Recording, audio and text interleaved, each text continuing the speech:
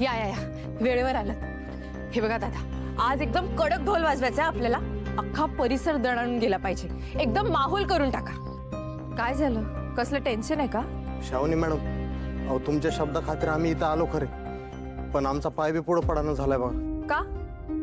अहो आम्हाला इथं आल्यावर कळलं, गेली 22 वर्ष झाली ह्या घरात होळीचा गुलाल पण उडला नाही. आणि त्यात हे मिनिस्टर साहेबांचं घर. अहो साहेबांच्या परवानगीशिवाय इथं पान बी हालत नाही.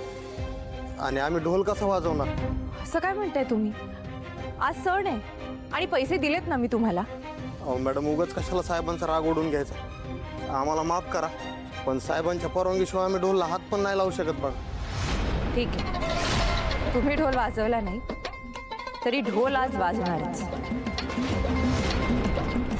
हात थकले तरी चालते, पण होळीचा नाद अख्ख्या घरात घुमणार म्हणजे घुमणारच.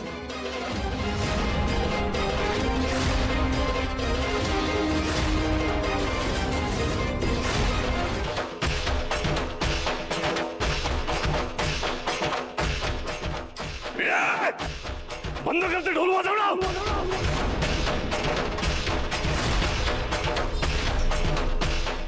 साहेब 23 वर्षानंतर होळीच्या दिवशी घरातनं बाहेर आले.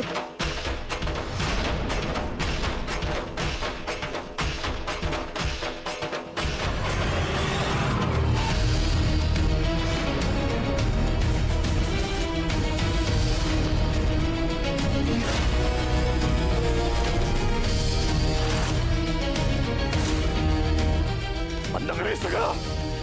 चाल. या घरात ना ढोल वाजणार ना होळी पेटणार.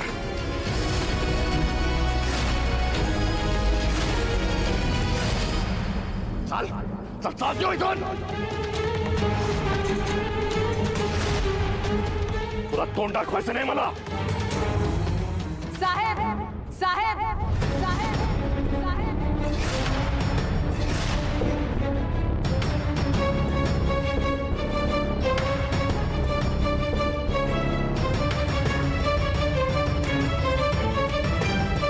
साहेब, अजून किती पळणार आहात? परत स्वतःला खोलीत बंद करून घेणार आहात का? पण आज तुम्हाला रंग खेळावेच लागतील.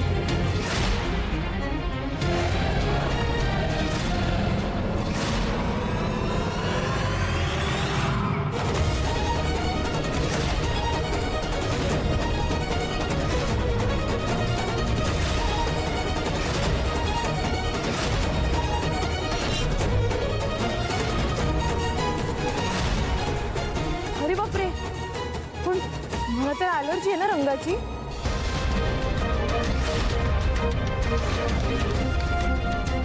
खरंच ॲलर्जी आहे की फक्त खोटं बोलत आला इतकी वर्ष? रंगाची ॲलर्जी आहे कारण सांगून स्वतःला रूम मध्ये बंद करता यावं म्हणून. तोंडावर राग नका मानू साहेब, होळी आज. आणि काय ना, तुम्ही माझ्या समोर फक्त प्रश्न उभे केले, त्यामुळे मलाच आता माझ्या प्रश्नांची उत्तरं शोधावी लागतील. तुम्हीच म्हणाला होतात ना, जा जाऊन त्याला विचार, तोच सांगेल. विचारलं मग मी. आणि आज होळीच्याच दिवशी तो स्वतः इथे येणार आहे आणि सगळ्या प्रश्नांची उत्तरं देणार आहे. शिरीष घाणे, शिरीष घाणे.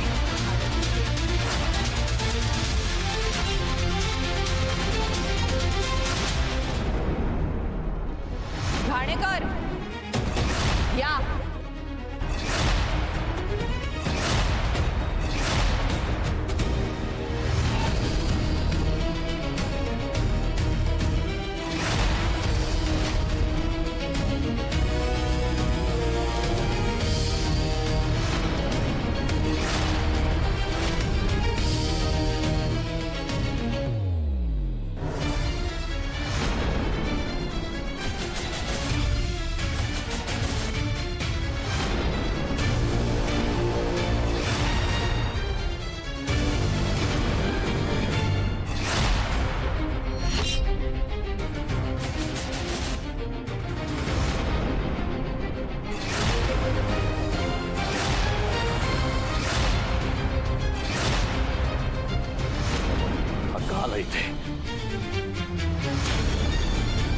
का आलायस तू? तुझ्यासाठी या घराचे दरवाजे कायमचे बंद आहेत.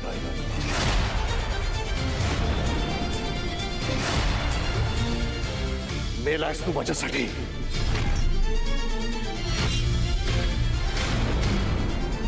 का आलास इथे?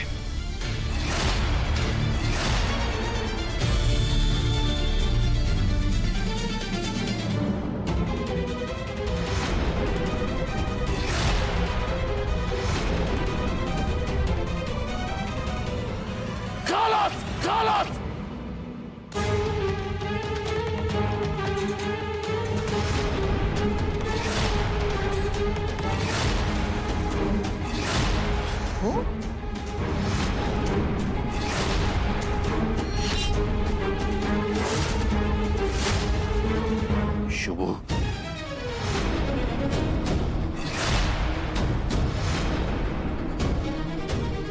शुभू, शुभर काय करायलायस तू हे?